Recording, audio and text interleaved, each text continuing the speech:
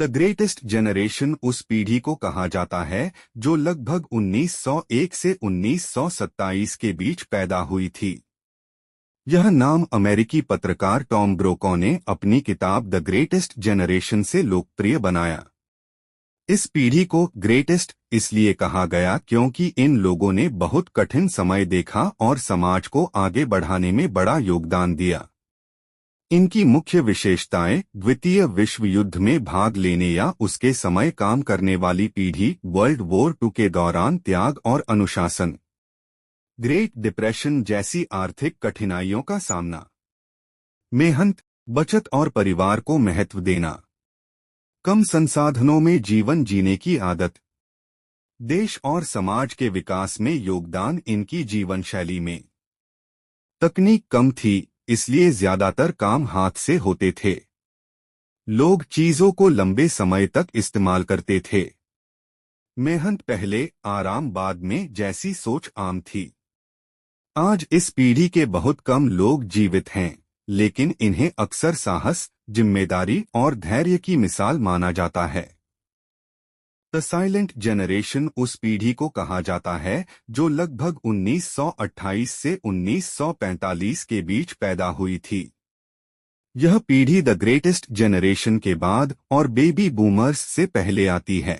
इस पीढ़ी को साइलेंट इसलिए कहा गया क्योंकि माना जाता है कि उस समय लोग सामाजिक और राजनीतिक मामलों में अपेक्षाकृत कम खुलकर बोलते थे और अधिकतर अनुशासन, स्थिरता और जिम्मेदारी पर ध्यान देते थे। इनकी मुख्य विशेषताएं ग्रेट डिप्रेशन के बाद के समय में बड़े हुए, वर्ल्ड वॉर II और उसके प्रभाव को देखा, परिवार, नौकरी और स्थिर जीवन को महत्व दिया, लंबे समय तक एक ही करियर में काम करने की प्रवृत्ति, अनुशासन, सम्मान और सामाजिक नियमों पर जोर। इनकी जीवन शैली में सीमित संसाधनों में काम चलाना, बचत और सादगी को महत्व देना, रेडियो, शुरुआती टीवी और प्रिंट मीडिया का दौर। आज इस पीढ़ी की पहचान अक्सर मेहनती, जिम्मेदार और धैर्य रखने वाले लोगों के रूप में की जाती है। बेबी बूमर्स उस पीढ़ी को कहा जाता है जो लगभग 1946 से 1964 के बीच पैदा हुई थी। यह नाम बेबी बूम से आया क्योंकि वर्ल्ड वॉर II के बाद कई देशों में जन्म दर तेजी से बढ़ गई थी। इस पीढ़ी की मुख्य विशेषताएं जनसंख्या में तेज वृद्धि का दौर, परिवार, घर और आर्थिक स्थिरता को महत्व, टीवी, बड़े पैमाने पर मीडिया और आधुनिक उपभोक्ता संस्कृति का विकास देखा, करियर और लंबे समय तक नौकरी पर ध्यान, विज्ञान, उद्योग और तकनीकी बदलावों का शुरुआती अनुभव। इस पीढ़ी ने युद्ध के बाद आर्थिक विकास, अंतरिक्ष दौड़ और नई तकनीकों का उदय, बड़े सामाजिक और सांस्कृतिक बदलाव देखा।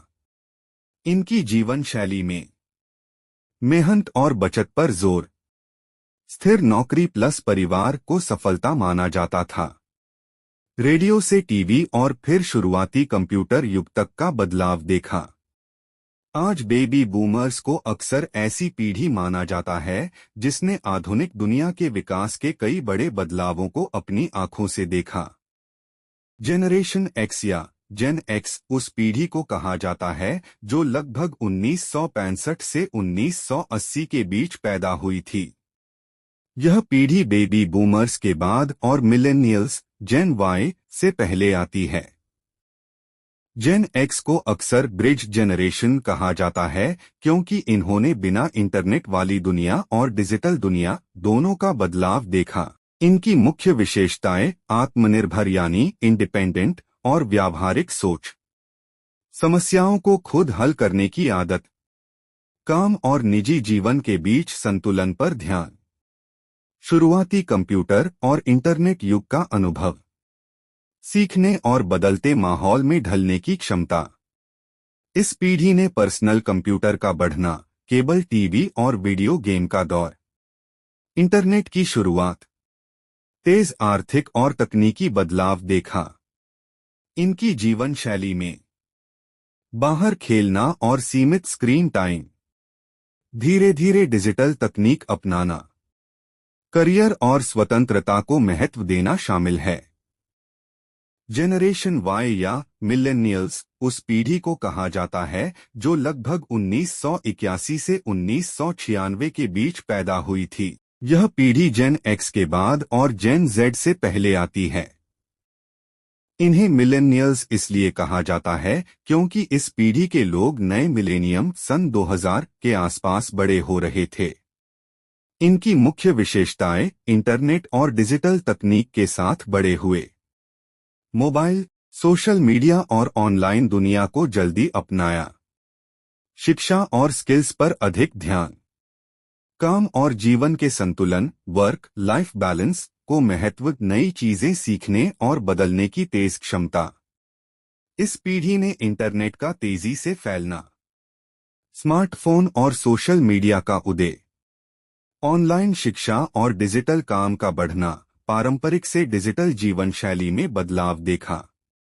इनकी जीवन शैली में बचपन में टीवी और बाहर खेलना, फिर इंटरनेट का दौर, ईमेल, चैट और शुरुआती सोशल मीडिया का अनुभव, नौकरी के साथ व्यक्तिगत विकास पर भी ध्यान शामिल है।